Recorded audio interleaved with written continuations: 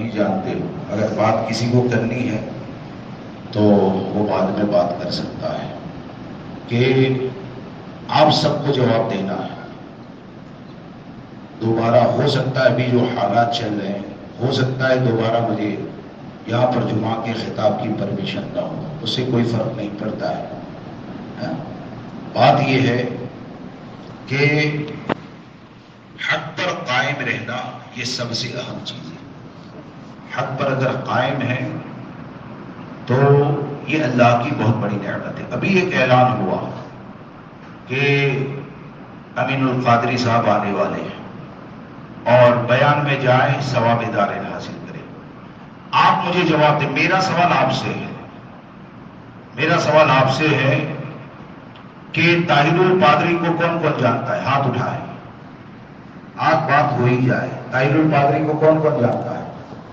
اچھا آدمی ہے، آپ بھی جانتے ہیں نا، کافر ہے نا، اس پر کفر کا فتویٰ ہے طاہر القادری۔ شاید آپ کو پتہ نہیں ہوگا، اس لیے آپ انجانے میں اس طرح اعلان کر دیتے ہیں۔ مؤذن صاحب، معاملہ یہ ہے کہ آنکھ بند ہو جائے گی، اللہ کی بارگاہ میں سب کو جواب دینا ہے۔ ہماری مساجد جو ہے وہ ایمان عقیدے کی حفاظت کا ذریعہ ہے۔ صرف یہ کہ لوگ راضی ہو جائے، مجمع زیادہ ہو جائے، ہر ایک کی نظر میں مقبول بن جائے، یہ زندگی اللہ نے عطا فرمائی ہے، اور ہر ایک کی نظر میں مقبول ہونے کے لیے نہیں بلکہ اللہ و رسول کی رضا کے لیے عطا فرمائی ہے۔ تو ابھی یہ سوال جو اعلان ہوا، میرا دل یہ کہتا ہے کہ اگر مؤذن صاحب بھی اس حقیقت کو جان لیتے تو شاید یہ اعلان نہیں کرتے۔ طاہر القادری کون ہے کہ جس نے پیس کانفرنس کی، اور مسجد کے ذمہ دار بھی سنے، مسجد کے عہدیدار بن جانا یہ آسان ہوتا ہے اور ذمہ داریاں نبھانا یہ مشکل ہوتا ہے۔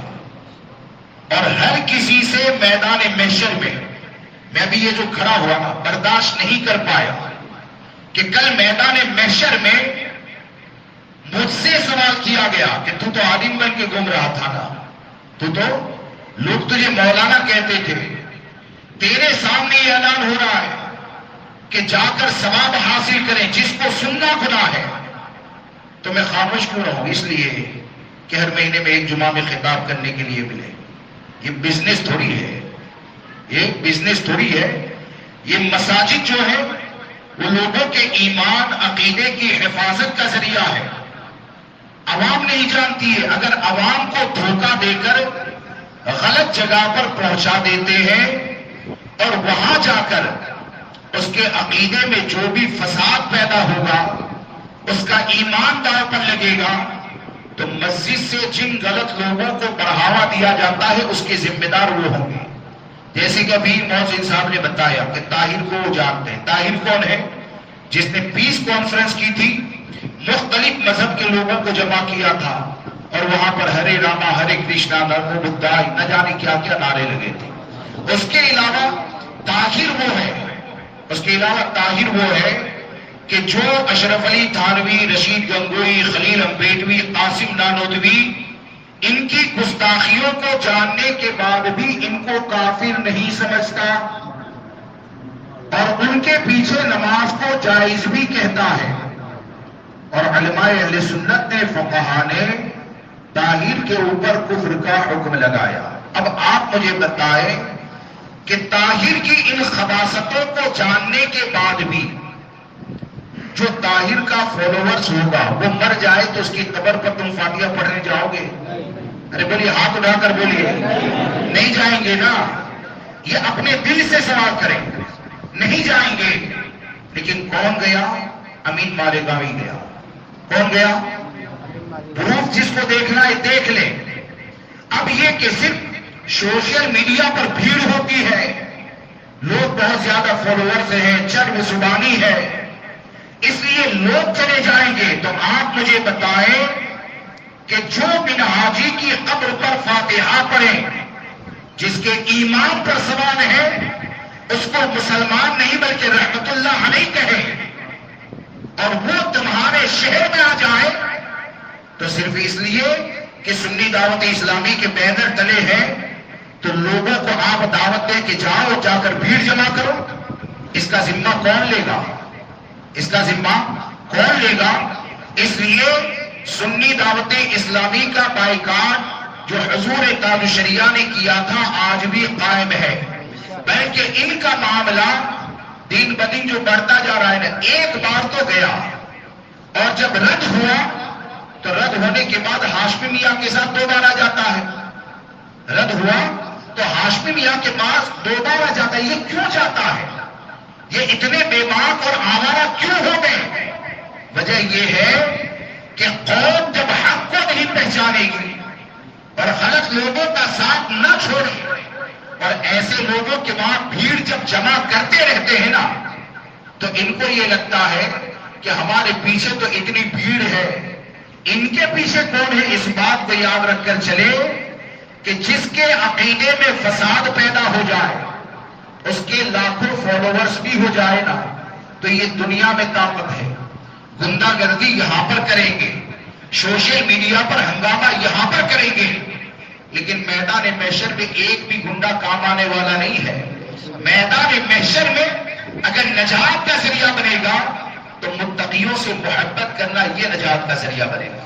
اس لیے میں ذمہ داروں سے بھی کہتا ہوں کہ اعلان ہونے سے پہلے کم سے کم اتنا سوچیں، کم سے کم اتنا سوچیں کہ کل میدان محشر میں تم سے سوال ہوا کہ جمعہ کے نمازی منہاجی کی قبر پر فاتحہ پڑھنے والوں کے پاس گئے، وہ نہیں جانتے تھے، تم نے کیوں اعلان کیا؟